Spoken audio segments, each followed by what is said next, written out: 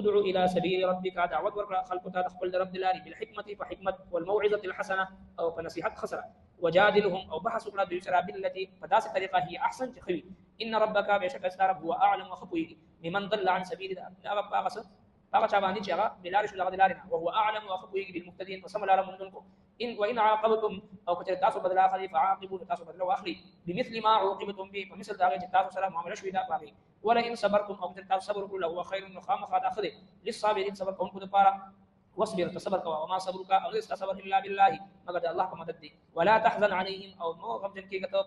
پدوی باندې ولا تك في ضيق او نشي زلتنگي مما يمكرون دا غسنه دي تدبیر کوي ان الله مع الذين اتقوا بشك الله جل شانه سره او خلقو چې پرهیزګار دي والذين هم محسنون او خلقو سره چې نیکی کوونکي دي الله سبحانه وتعالى حضرت ابراهيم عليه الصلاه والسلام تذکرہ هم فرمایي چې حضرت ابراهيم عليه السلام کې کوم عظیم صفات او نیک خصلتونه او کمالات او دا شانتي دا غینه مخکي د هر قسمه کفر او شرک او دا غي مذمت او د توحید دلایل او نیک اعمال او فضائل تفصیل سره ذکر شو نو اوس دغه نیکی طرف ته د خلقو درابللو ذکر دی چې انسان په کومه طریقه باندې چې په خپل باندې هم په نیکو اعمالو باندې استقامت او همیشګي اختیاري او دغه شاته نور خلقو لپاره د اصلاح او د هدایت ذریعہ جوړې دي شي ځکه چې زموږ استادو چې کوم دا امت دی د دې امت خصوصیت دا دی الله تبارک وتعالى موږ تاسو ته په نور امتونو باندې خاص فضیلت او اهمیت او عظمت راکړی دی هغه دا چې كنتم خير امه بهترین امتی تاسو په ټول امتونو کې بهترین او غوره امت او د دې غوروالي وجه صدا وجه د فضیلت صدا اخرجت للناس چې تاسو د خلقو د لپاره د خلقو د فائدې استلی شوي د لپاره د خلقو د هدایت او اصلاح استلی شوي د دې امت خصوصیت دا ده چې دی با د ټول انسانیت لپاره فکرمند وي د ټول انسانیت لپاره درد او غم هغه د دې په زړونو کې وي تأمرون بالمعروف وتنهون عن المنكر وتؤمنون بالله د نیکی طرف ته خلق را بلل او د ګناه نه منې کول د دې خصلت د وجنه د دې پیغمبرانه صفت د وجنه د دې امت تخصیص دی او فضیلت دی نو چونکې دا یو ډېر مشکل کار دی دا ډېر غټه سینه غواړي او ډېر حکمت او بصیرت غواړي نو دا غي آداب الله تبارک وتعالى ذکر کوي چې خپل رب طرف ته چې تاسو خلق را بلې په حکمت سره او بصیرت سره او طریقې سره خپل وعظ او نصيحت سره او بعض اوقات چې کله د بحث مباحثه نوبت راهم شي هغه هم په خطر کې سره دا څنګه چې د نیکی طرف ته او د حق طرف ته خلق را بلې او د اخلاقی سره را بلې دا څنګه چې کله د جنگ او جدال بحث مباحثه نوبت راهم شي هغه کې به هم حسن اخلاق او په خطر طریقه او بهترین انداز سره بحث مباحثه کوي او بیا بعض اوقات تاسو نقصان او تکلیف تر ورسي نو دا غي انتقام اغشتو اجازه هم شریعت ورکړي دي خو دومره هدف پوری چې څومره نقصان ته رسیدلی مشهور واقعه ده په غزوه احد کې دوه جهان سردار خپل تر مبارک حضرت سید الشهداء امیر حمزه رضی الله تعالی عنہ وکړو او یا ټوکړي سترګې ستړي شوې لاسونه کټل شوې دا شانتي مسلده بدن ټوکړي دي او کلیجا هغه ستړي شوې د الله محبوب پیغمبر چې خپل هغه تر ته وکړو چې کله خپل مشران ته وایي چې ماته پلار یادېږي د نبی اسلام پیدایش نشو میاشت مخکې پلار وفات شو هغه به ته وایي چې خپل تر امیر حمزه رضی الله تعالی ستا پلار د پښانتي چې نبی اسلام ورته وکړو د پلار مینه په ماته شو او دغه تر چې کله دی او یا ټکړو په حالت کې ولیدو قسم فرمایي زما د الله ځا قسم وي او یا قسم بزو دی پښانتي چې هغه قتلومه دا آیت نازل شو زما محبوب پیغمبر کته بدل غشتل غواړي نو یو کس سره دا سلوک کول شي دین زیات نشي کولای که تاسو صبر وکړه د الله په توفیق سره نو دا ډېر غوړه د صبر کوونکو لپاره دی هلته صبر کوه او استاد صبر بدله الله تبارک وتعالى تعالی درکې د دوی په دې خبرو باندې د دوی په سازشونو باندې هم جنګ کېږي ما زړه مت څنګه الله رب العالمین هغه خلق سره چې کوم پرهیزګاران دي او کوم نیکوکار خلک دي چې دا آیت نازل شو فورا نبی علیہ السلام مبارک خپل قسم کفاره ورکړه او خپل هغه اراده ترک کړه چې کوم فیصله کړې و چې او یا قسم په دې انداز سره ختم کوم نو د دعوت الی الله آداب بیانې چې روزمره په بنیاد باندې یو مشر خپل کشران خپل متعلقین دا روزمره په بنیاد باندې وکړي منت سماجت احوزاری فریاد دا ورته کې چې باید الله دین طرف ته راځي اعمال طرف ته راځي نیکی طرف ته راځي عبادت طرف ته راځي ګناهونه پرېږدي دینی ماحول اختیار کړي دا د اصلاح لپاره روزمره په بنیاد باندې خپل متعلقین خپل ماتحت هغه سره چې فکرمندي دا د اصلاح کوشش موږ تاسو دې مکلف البته نتیجه دا الله تبارک وتعالى په اختیار کې فانما عليك البلاغ وعلينا الحساب زما محبوب پیغمبر ستاسو زما باندې رسول نه او حساب کتاب غشتل د زما په زما باندې نو په دې انداز سره دعوت اصول ذکر کی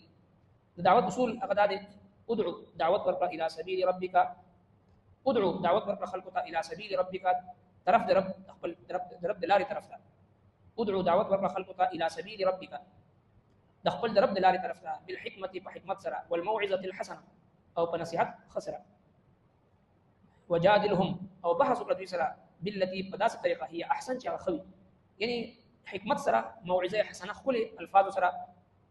د دعوت ورکوه څنګه چې موسی عليه السلام روان دي فرعون دربار ته او هارون عليه السلام الله تبارک وتعالى فرمایي چې فقولا له قولا لينا لعله يتذكر او يخشى ته سره نرم خبرو کا او خبر وسه نرم کوي کې دې شي چې د زړه نرم شي او دې نصيحت حاصل کی او ځان د کفر نه پاک حالانکه د فرعون په شانتي ظالم جابر او انا ربكم الاعلى دعوی کړی نو لهدا دغه شانتي یو مولانا صاحب چې دی هغه یو فاحشه زنانه ته دعوت ورکړ چې د نیکی طرف ته راشه د ګناهونو پرېږده چې ورته وایي چې تا دې فاحشه او بد اخلاقه زنانه سره تا ملاقات ولې او تا دومره په نرمۍ ورته دعوت ولې ورکړو نو ته په جواب وفرمایل چې د موسی علیه السلام نه لوی سړی زه نه یم او د فرعون نه غټ کافره دا نه وه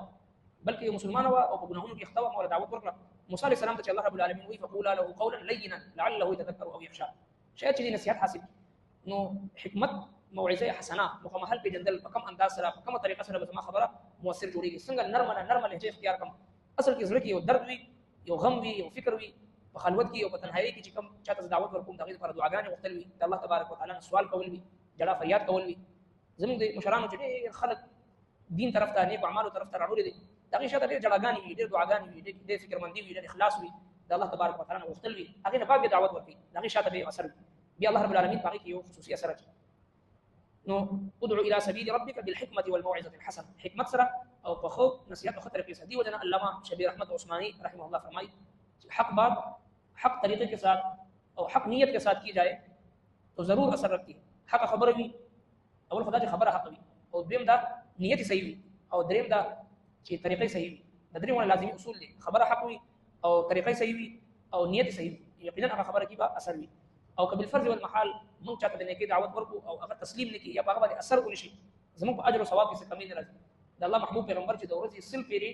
ابو جهل دروازې ته بوتلو ورته پته و چې دی نه قبلې او د نبی صلی الله علیه وسلم ته هم پته و چې ماته د اجر او ثواب ملایږي او تاسو ما ذمہ داری ده نو لهدا د دعوت خپل یو مستقل عبادت ثواب دی دا یو پیغمبرانه صفت دی یو ذمہ داری ده مسؤلیت ده زموږ استاد د دې وجنه دعوت ورکول په هر مسلمان باندې لازمي او ضروري دی البته دا خپل حکمت دی بصیرت دی آداب دی موعظه حسنه ده نرم لهجه سره مینی محبت سره د زړه درد سره غم سره دعوت کله کله د بحث مباحثه نوبت هم راشي فهم په طریقه وجادلهم بالتي او بحث پر دې سره مجادله جګړه یعنی بحث مباحثه او تکرار کوي بالتي په داسې طریقه هي احسن خوي ان ربك بشك استرب هو اعلم خطوه بمن ضل عن سبيل اغسو چې بلارش دغه لار وهو اعلم بالمهتدين او خطوه دي سم لار مندونکو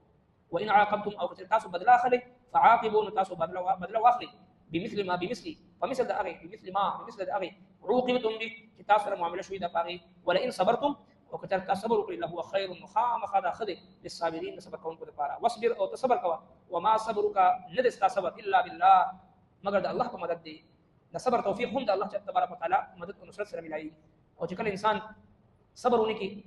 او د الله مدد او نصرت ځان سره وانخلي موږ تاسو معاشره د بے صبرۍ د وجنه معمولی بے صبرۍ د وجنه جنگ جګړې قتل غارتګيري خون رزي او دښمنیانی او ټول عمر ذلت او رسوایی شرمندگی دا زموږ تاسو معاشره دي نه کړه وړو خبرو باندې قتل غارتګيري او دښمنیانی او جنگ جګړې او فسادونه رښتینی ناتي ختمول نفرتونه نو صبر دا یو ډېر مسلم عبادت دی اهم عبادت دی ان الله مع الصابرين دین غټه خبره سکی دي چې د الله رب العالمین ذات چې هغه صابر انسان سره دی صابر او شاکر انسان سره د الله مدد دی د الله ذات ورسره دی ان الله مع الصابرين دین لوی خبره سکی دي نو په هر معاملې کې چې د صبر نه کار غوښتل پکار دی الله رب العالمین بهترین نتیجه ورکړي ولا تحزن عليهم او تمغم جن کېږي په دې باندې ولا تک فی ضيق او نشي زړه باندې تنګي مما يمكرون ده هغه سنه چې دوی تدبیر کوي چې کله د الله دین طرف ته خلک راغلي حق وینا کې څوک به خفقېږي څوک به خوشحاليږي او همیشه لپاره د پیغمبرانو په غاړه کې چهار نه دا چولي اهل حق صحابه کرام او تابعین او تابعین اهل حق علماء کرام په غاړه کې چهار نه دا چولي همیشه سازشونه شوي دي قتل غارتګيري وسره شوي دي وجل شوي دي جیل قیدونه او دا شانتي کړي بیړې ورته چولي شوي دي چې کله ته د الله د دین دعوت چلے حق طرف ته خلق را بلی ظالم ته ظالم وي کافر ته کافر وي یقینا به ستا خلاف سازشونه کیږي نو به زړه به نه تنګي زړه به کلو ساتي ولا تکو فی ضیق مما یمکرون او نشي زړه تنګي هغه څه چې دوی تدبیر کوي کوم مکر چې دوی کوي هغه نه زړه نه تنګي ولی ان الله مع الذين تقوا بشک الله تبارک وتعالى سره او خلق چې کوم پرهیزګار دي والذین هم محسنون او خلق سره چې کوم نیک کون کړي د الله مدد چې کله پرهیزګارانو سره دي نیکوکارو خلق سره د الله جل شانه مدد او نصرت ور سره دي نو بیا د دنیا د خلق پروا نه د کول پکار